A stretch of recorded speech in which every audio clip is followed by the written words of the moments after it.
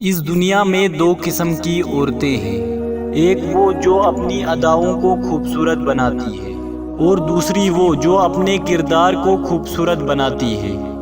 انسانی جسم کا سب سے خوبصورت حصہ اس کا دل ہے۔ اگر یہ صاف نہ ہو تو چمکتا چہرہ کسی کام کا نہیں۔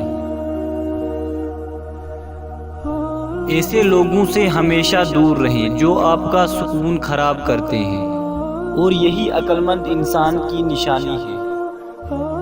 زندگی کے ہاتھ نہیں ہوتے، لیکن بعض اوقات ایسا تھپڑ مارتی ہے کہ زندگی بھر نشان نہیں جاتا۔ حالات انسان پر حکمرانی کرتے ہیں، کوئی انسان کبھی بھی حالات پر حکومت نہیں کر سکتا۔